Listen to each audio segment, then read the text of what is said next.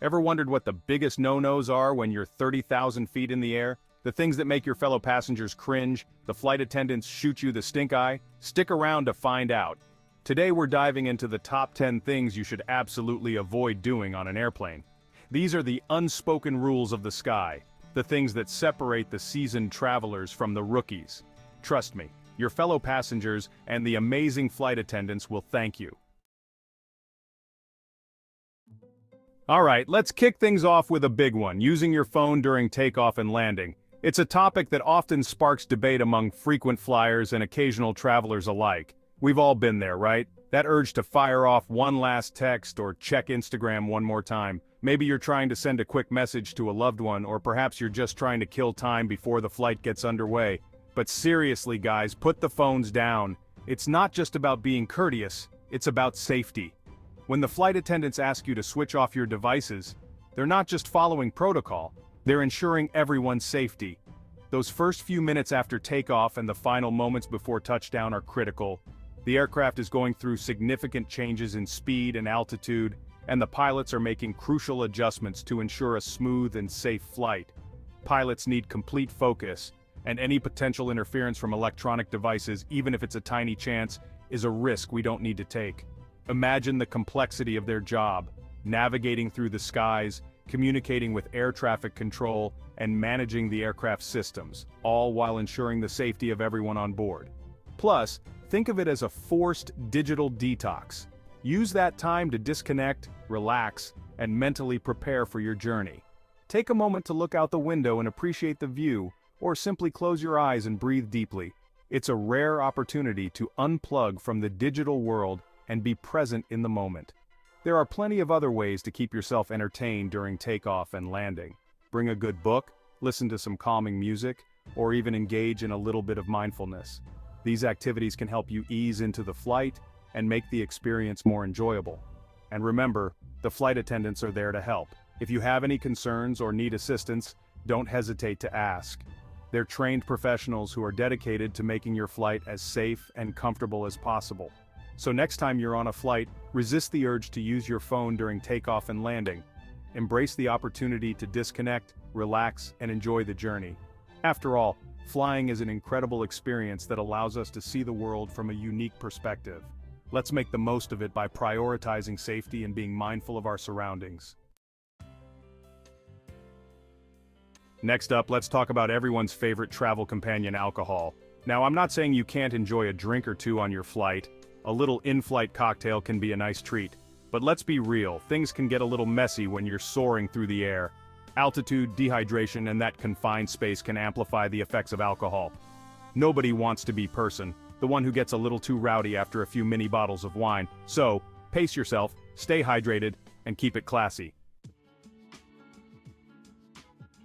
The reclining seat, a simple feature that can turn a long flight into a more comfortable journey.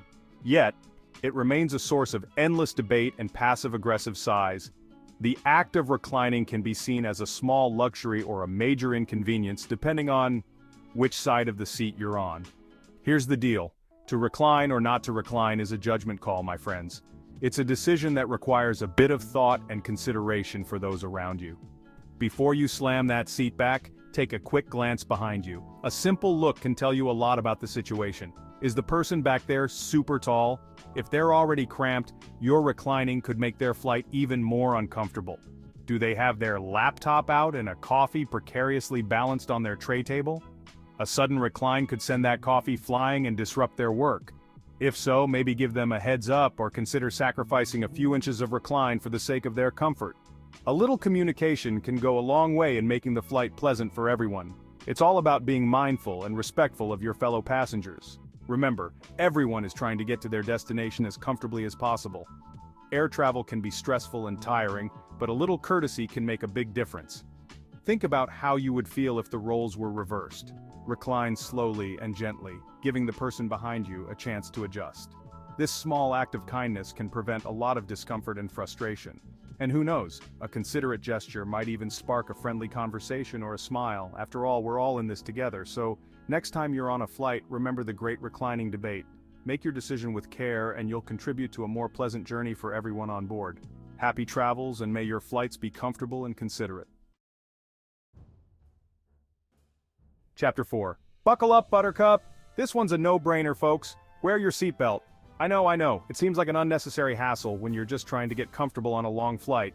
But those seatbelt signs are there for a reason. Turbulence can hit unexpectedly and it can be intense. You don't want to be caught off guard, tossed around like a rag doll in the air. So, buckle up, stay safe, and arrive at your destination in one piece. Chapter 5. The Case of the Smelly Food. Alright, let's talk about food. Airplane food, to be precise. It's a topic that can make or break your flight experience. Specifically, the kind of food that travels through the air like a biological weapon. You know the type, those pungent, overpowering smells that seem to fill the entire cabin. We've all been there, stuck next to someone who decides to unpack a tuna sandwich with extra onions. The smell hits you like a freight train, and there's no escape. Or how about a steaming bowl of curry? Delicious, yes, but maybe not the best choice for a confined space. Look, I get it, you gotta eat. Long flights can be grueling, and a good meal can make all the difference. But when you're crammed into a metal tube with hundreds of other people, it's a different story. The air circulation system can only do so much. Maybe leave the pungent foods at home. Think about it. Do you really want to be the person everyone glares at for the next few hours? Stick to snacks that don't have an odor radius of 10 rows. There are plenty of options that are both tasty and considerate. Fresh fruits, simple sandwiches, or even a bag of nuts can be great alternatives. They fill you up without filling the cabin with an overpowering aroma. Salads, cheese and crackers, or even a yogurt can be satisfying and much less intrusive. And don't forget to stay hydrated. A bottle of water or some juice can go a long way in keeping you comfortable. Your fellow passengers will thank you. A little consideration goes a long way in making everyone's journey more pleasant. So next time you're packing for a flight, think twice about your food choices. A harmonious cabin starts with thoughtful passengers. After all, we're all in this together. Let's make the skies a friendlier place for everyone. Chapter 6. Kindness goes a long way. Let's talk about flight attendants for a second. These amazing individuals are the unsung heroes of the sky. They're not just there to serve you drinks and snacks, they're responsible for your safety and well-being at 30,000 feet. So, let's treat them with the respect they deserve. A little kindness goes a long way. Say please and thank you, be patient, and remember that they're doing their best in a demanding job. Chapter 7. I know, those safety demonstrations can seem tedious, especially if you're a frequent flyer. But here's the thing, they're important. Those few minutes could save your life in the unlikely event of an emergency. So, pay attention, familiarize yourself with the exits, and know what to do in case things go south. It's always better to be prepared. Chapter 8. Overhead Bin Wars. The overhead bins, a battleground for luggage and passive-aggressive maneuvers. Here's the deal, don't be that person who hogs all the space. We're all in this together, folks. Pack light, consolidate your belongings, and only use the space you need. If the bins are full, don't try to cram your oversized carry-on in there like a Tetris master. Ask for assistance, and let's keep things moving smoothly. Chapter 9. Keep your shoes on. This one should go without saying, but apparently it needs to be said, keep your shoes on. The aisle of an airplane is not your personal living room. Nobody wants to see your bare feet, especially when they're strolling to the bathroom. It's unsanitary, it's disrespectful, and it's just plain weird. So do everyone a favor and keep those puppies covered. Chapter 10.